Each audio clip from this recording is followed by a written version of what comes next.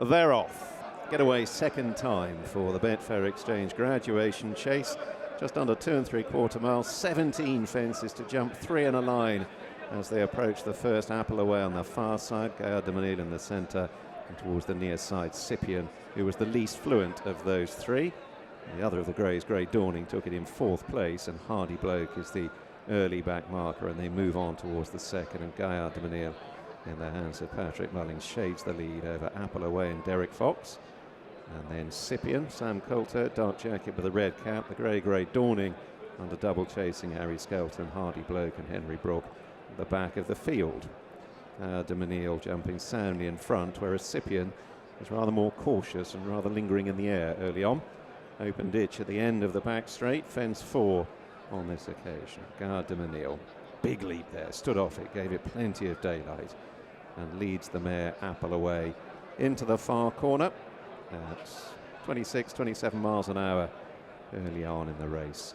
They're heading towards the end of more than half a mile now. Grey Dawning going handy, pokes up on the inner of Apple Away as they reach the crown of the bend.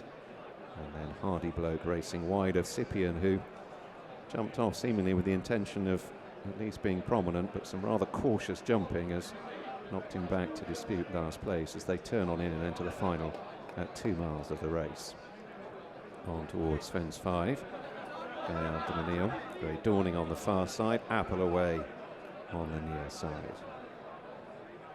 Gaillard de Menil again jumping well, matched by the 2 flanking him. Hardy Bloke has taken 4th, he was more fluent than Scypion. Now another open ditch. Gaillard de Menil conceding upwards of £3 to his rivals here. On that occasion, just tickled the top. Again, Scypion's jumping didn't really convince, and even at this relatively early stage, it's a bit of a struggle for him in this company. The next the fences up the straight is the 7th. Gaillard de Menil joined on the right by Grey Dawning. Apple Away handy on the left. And then Hardy Bloke and Scypion are now on to the last in the line up the straight. A pair of greys, inseparable on landing. Gaillard de Menil on the near side of Grey Dawning, and then Apple Away, and in behind Hardy Bloke and Scypion. Scypion in the hands of Sam Coulter, who is wearing the jockey cam.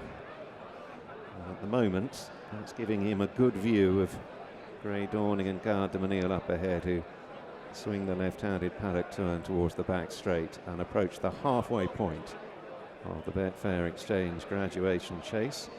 On to fence 9, brings them towards the end of one complete circuit, and Grey Dawning shades the lead now over Gaillard de Menil.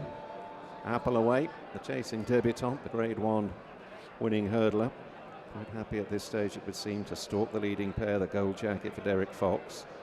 Hardy Bloke on the near side of Scypion, first down the far side. And again, the leading pair prodigious, and they're both much quicker than Apple Away, who just backed off that a little. She's quite clever, but she lost a couple of lengths on Grey Dawning and Gaillard de Menil there. Next on the far side, the 10th. Better there, Apple Away in 3rd. Hardy Bloke's dropped back to be last, the 5, and Scypion has gone past him once more. Got a mile to travel midway across the back straight. Grey Dawning put himself right there, clever. Gaillard de Menil very swift through the air. Apple Away a couple of lengths away, and heading now towards the penultimate fence on the far side. 6 out. Grey Dawning long, wasn't much margin for error. Fence was still coming up and he was coming down. He got very quickly from one side to the other, and he leads Gaillard de Menil to the penultimate ditch, 5 out. Good there, Grey Dawning. Gaillard de Menil gave it plenty of daylight in second, then Apple Away. And Hardy Bloke has gone back into 4th and once again has gone back past Scypion. So beginning the swing for home, and Grey Dawning has just begun to open up a little here under Harry Skelton. A ride not dissimilar to the one that he gave Real Stone earlier, and again nudging 30 miles an hour inside the last half mile, and Grey Dawning has opened up by 4 or 5 lengths over Gaillard de Menil, who's seeking to give his rival £11. He's a stout stayer though, Gaillard de Menil. Can he stay in touch? Apple Away in 3rd, away to the left, is now being asked for more, and Grey Dawning is powering on. He flew 4 out, soared out over it. Gaillard de Menil is suddenly 6, 8 lengths away. And then Apple Away from Hardy Bloke, and Scipion is a long last. So Grey Dawning, still 3 furlongs to go, still 3 to jump, but again he's very good. That was the open ditch. Gaillard de Menil hasn't got any closer, but he hasn't got any further away either.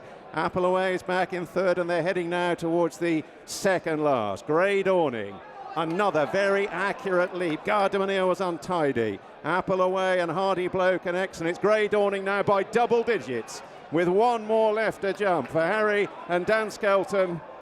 And he's over neatly and quickly, wasting no time in the air. And he's run them ragged here. It's going to be 2 on the day for the Skeltons in the Betfair Chase. And there's the promise of more to come. Grey Dawning has absolutely poleaxed them. Gaillard de Menil staying on in second, Apple Away in third, and back in fourth, Hardy Bloke. Skelton's came here with a strong hand, and so far he's delivered with a promise of more to come with Protectorate in the Betfair Chase. Grey Dawning just winning a novice chase, has doubling up after Real Stone. We'll start with Grey Dawning. That was really good. It was good. He was a good horse last year. He won a graded race. We saved him particularly for Aintree. We didn't want to over-race him as a novice hurdler, so we saved him for Aintree, and he tipped up down the back straight and never known what was going to happen. But I don't think it's foolish to say that I think he'd have gone very close to winning that day. So I was particularly irritated about that. So we've got to try and put it right as a chaser now. We've got to try and win a big graded race where we can. And as I think you can see, he's a chaser. He's pretty good. Yeah. And with respect, these races are worth plenty of money, and we got enough weight off the horse that finished third in the National, Gaillard de Menil. So, we thought we'd have a go. At the end of the day, if putting 50 grand up and we can run in these races, we will. Where next? Cotto Star maybe boxing there or not? No, I think he's a slight preference for left-handed. We will obviously have to go right-handed at some point, but to be honest with you, when you look into the new year and Warwick, is a 50 grand graded race on your doorstep, I think we'll go to that. Yeah. That's not me ducking a grade 1, no problem. I'll have a go at Stay Away Fate later in the year. Yeah, he's a very, very nice horse. He certainly is. What about Real Stone earlier? Leicester a handicap, and it sort of fell apart in behind, but that's not his problem. It's not his problem. I think you've hit the nail on the head. It did fall apart a little bit, but it didn't surprise me that he could go and win today, because he put a nice run behind him at Aintree when all the fences were out that day.